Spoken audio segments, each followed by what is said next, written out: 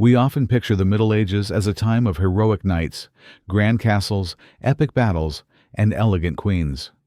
But that's only one side of the story. Today, I want to take you down a path that's a little smellier. A question that rarely appears in textbooks, but one that reveals a lot about everyday medieval life. How did people wipe their bottoms in the Middle Ages? Yup, you heard that right. Not love, not war. We're talking toilets, poop, and wiping. It may sound silly, but it's honestly one of the most fascinating and real glimpses into how people lived back then. Medieval toilets, if you can even call them, that let's set the scene. Imagine yourself in a cold, damp stone castle in the middle of winter. No hot water, no electric light, no phone to scroll while you're doing your business. And definitely no modern toilet. The concept of a bathroom barely existed.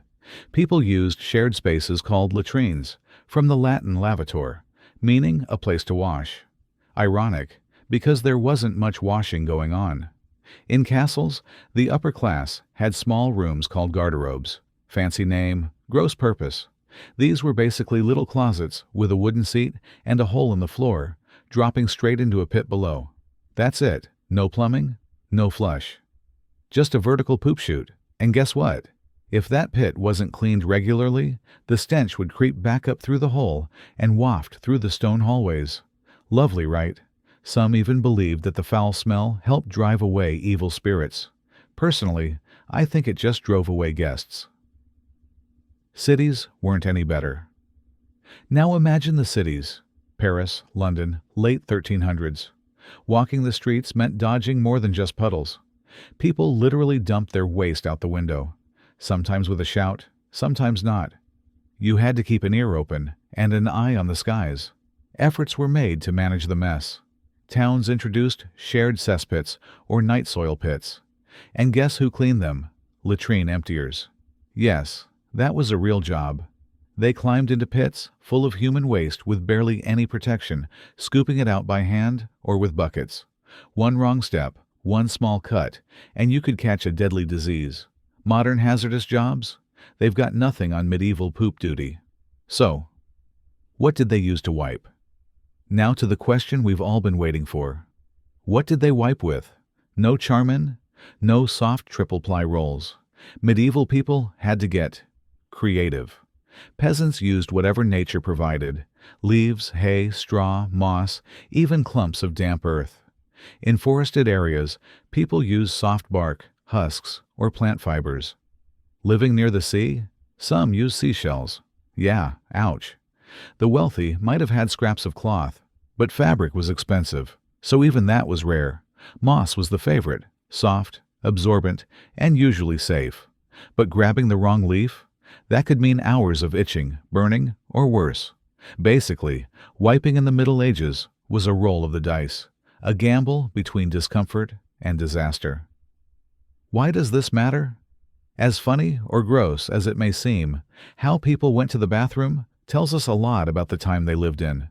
It shows their understanding of hygiene, or lack thereof, the limits of their technology, and the simple ways they tried to make life manageable with what they had. They didn't have flush toilets or hand sanitizer. They had ingenuity, resilience, and moss. Final thoughts. So next time you're sitting on a comfy toilet, scrolling your phone, reaching for a fresh roll of soft paper, take a moment to be grateful. Grateful you're not hanging over a wooden hole in a stone room, wiping with a scratchy leaf, hoping it wasn't poison ivy. Because history isn't just kings and battles. Sometimes it's about the quiet heroes, the people who faced each day with a handful of moss and did what had to be done. Now that's medieval resilience. Let's start at the top. Not socially, architecturally. Because high up in the castles, the nobles had their own version of a toilet. They called it the garderobe, which sounds fancy, like a walk-in closet at Versailles. But don't let the name fool you. It was literally a stone room with a wooden plank and a hole. What lay below that hole? Not pipes, not a sewer, just a pit, or a moat, or, in some cases, the outside wall of the castle. Yes, poop would tumble down the side of the building like some cursed medieval waterfall. Some pits were cleaned, Others were simply left to fill. And when the smell crept back up the hole, well, they said it kept away demons. I don't know if that's true, but it definitely kept away guests. Meanwhile, down in the towns and cities, things weren't much better. If you were walking through medieval Paris or London, you didn't just worry about pickpockets or rats. You also had to worry about gravity, because in most homes, waste went into a chamber pot, and chamber pots went out the window. Some people shouted a warning, "Garde à l'eau," watch out for the water. Others didn't. So you'd be walking down the street, enjoying your medieval day, when suddenly, splash.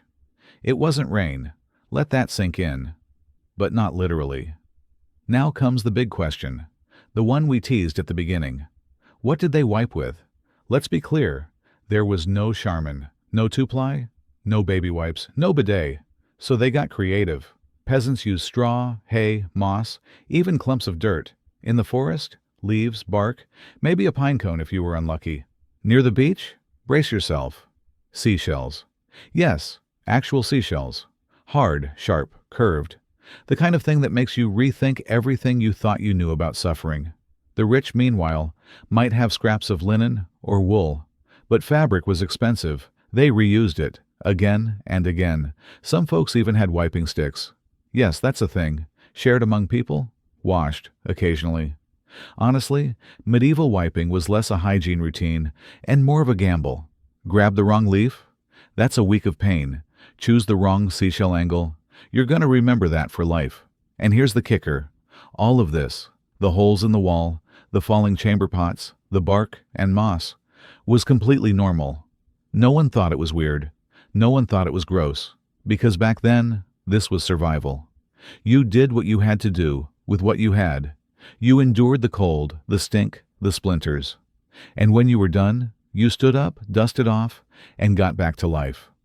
Coming up next, we'll talk about the unsung heroes who cleaned these pits, the diseases that came with the smell, and how humanity finally invented the flush toilet. But for now, take a moment to appreciate where you are. A clean seat, a quiet room, a roll of toilet paper, and, hopefully, no seashells in sight. So what have we learned today? That behind the glamour of the Middle Ages was a whole lot of grime. That even the most noble knight had to squat somewhere. That royal blood doesn't make moss any softer.